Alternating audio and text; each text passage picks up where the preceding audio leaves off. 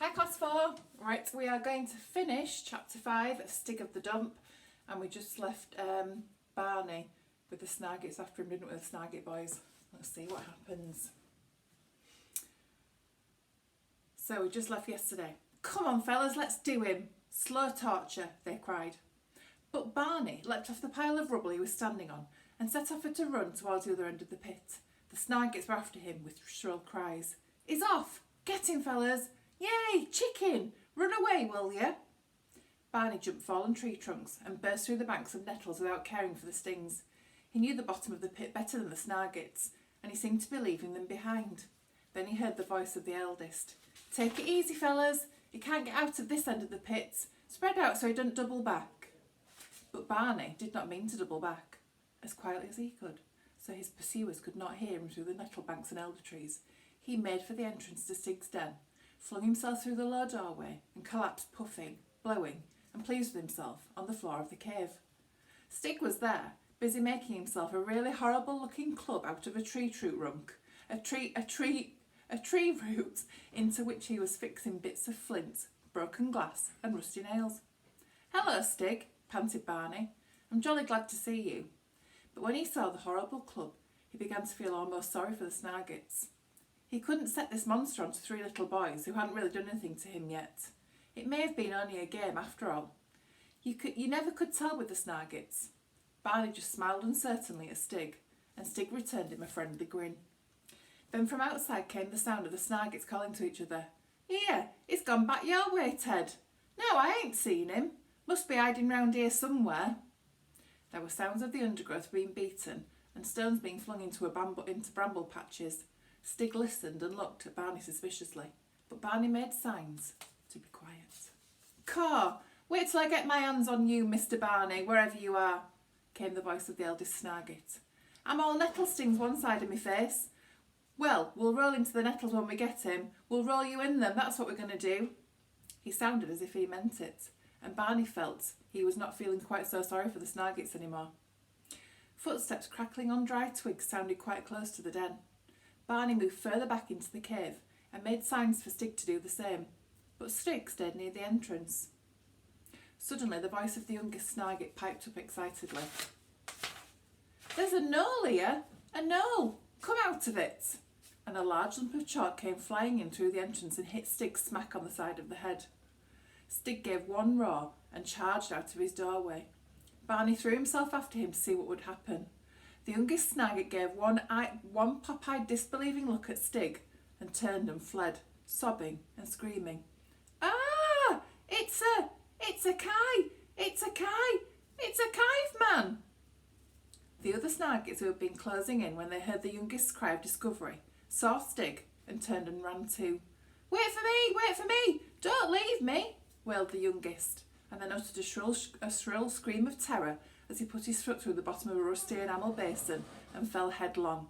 Help! He's got me! He's got me! Almost as alarmed as the young Snagget, Barney ran up to where Stig was standing over the boy, who was shivering and moaning with fright and looking as if he expected to be eaten on the spot. You just see the Snagget boys there running away from Stig. But Stig was standing there looking down at the fallen William Tall Snagget with almost fatherly look in his eyes. He bent down to help the boy to his feet, and the Snagget boy moaned feebly, Don't! Don't! Then seeing Barney approaching, he turned his eyes pitifully towards Barney and wailed, Don't let him hurt me! Don't let him hurt me! I wasn't doing no harm! But Stig kept hold of him and led him firmly but gently towards the den. The Snagget gang, troublemakers they were not as black as they painted. Anyway, they weren't the men to abandon one of their number to his fate, and perhaps too they had an idea that violence was not always the way to get things done. Stig, Barney and their captive had not been long inside the den before there came the sound of hesitant footsteps from nearby. Barney looked out, and there were the two other Snaggets standing meekly together, unarmed and holding paper packets in their hands. The middle brother also had a handkerchief, which might have been supposed to be white, tied to a stick. We've got gifts, said the one with the white flag. Yes, said the other. We've come for the little un.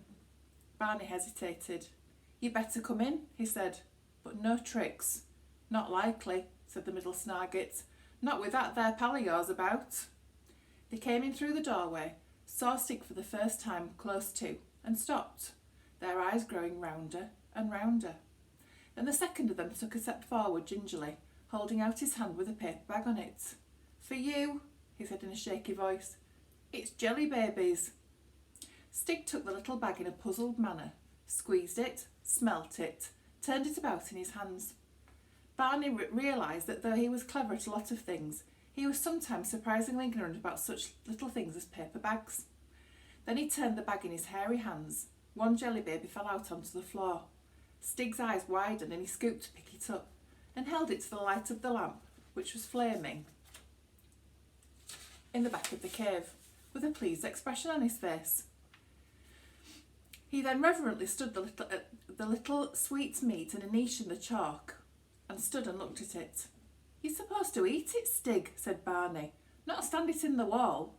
He was getting rather tired of this pantomime. It's delicious. He went across to the jelly baby's little niche and popped it into his own mouth. Stig looked horrified, and Barney was afraid for a moment he was going to hit him.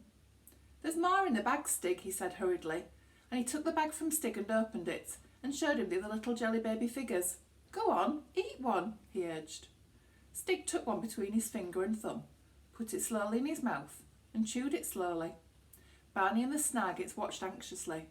Then a smile suddenly began to spread over his face. The Snargits, who had been standing there strained and tense, sighed with relief and smiled. Somehow, everyone felt as though some very solemn ceremony had been performed. Barney handed round the bag, and all 5 of them solemnly ate jelly babies. Then the middle Snargit produced his second gift, which was a little bag of fizzy sherbet with hollow sticks of licorice stuck in them for them to suck through it. They sat down to this. After a little instruction, Stig got the idea of how to suck the fizzy powder up through the little tube, but as soon as he got a mouthful and felt an unusual sensation on his tongue, he jumped up with an alarmed expression on his face and began coughing and spluttering, and the Snargits weren't sure whether to laugh or be alarmed too. Barney banged Stig on the back, which impressed the Snargits even more, and managed to soothe him down again.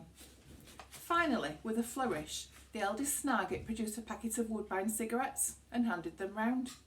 All 3 Snargits took one, as if this was a quite usual thing to do, but this time it was Barney's turn to hesitate and wonder whether he should. As if he wished to show they were friends now, Stig took one, beaming, and without even looking to see what the others were doing with theirs, put it in his mouth. The smallest Snargit suddenly exclaimed, "Here, he's eating it!" And before they could do anything, Stig had chewed up the little tube of tobacco and swallowed it with great satisfaction. Ooh. The Snargits and Barney lit their cigarettes at the lamp. Barney immediately choked on his and threw it away and decided he didn't like smoking. The smallest Snargit puffed away and turned first white and then green, and the other 2 smoked away quite happily. But Stig, though he ate another one, could not be persuaded to send up in smoke what he considered to be nourishing food. The Snargits began to feel at home. "He's all right, your pal Stig," said the eldest Snargit to Barney. "He don't say much though, do he? Do he speak English?" "Smashing place he's got here and all that," said the second. "Caw, look at them old spears." "I weren't really feared of him," piped up the youngest. "I was just making out I was." "Yes, no, we were really going to do you. We weren't going to do you no harm, Barney. Here, was we, fellas? It were all just make-believe, weren't it? Reckon old Barney and his pal Stig are all right. Eh, fellas?" The others agreed in chorus. Barney felt a warm feeling inside now that the Snargits reckoned he and his friend Stig were all right. "I tell you what," went on the oldest Snargit, "Stig and Barney will be part of our gang from now on, and we'll all swear an oath, and we won't none of us tell no one about this here den." Barney was going to agree, and then he thought, well, it was his secret first anyway, so why should he swear about it with anybody? But the Snargits swore a horrible oath among themselves over the body of the last jelly baby in the bag, which they then cut the head off and buried to show what would happen to them if anybody broke their oath. Barney felt fairly sure that his secret would not spread round the village now, and he felt somehow that Stig and the Snargits would get along very well together. Barney was quite surprised when he got back to his grandmother's house to find that he was in good time for lunch and Granny was just dishing up dumplings. Did you find something to do outside, dear? Asked his grandmother. Not a very nice day. I had super fun with the Snargets, Granny. First I bombed them, and then they were going to lynch me or torture me or something, but I got away to Stig's den, and they thought Stig was going to eat one of them, but we ate jelly babies instead. You know, jelly ones. Oh, said Granny. Aren't the Snargets rather rough boys for you to play with? Yes, but no, they're not as nearly as rough as Stig. I reckon they're all right, said Barney. And then we are on to chapter 6 tomorrow, which is Skinned and Buried. So I will see you later.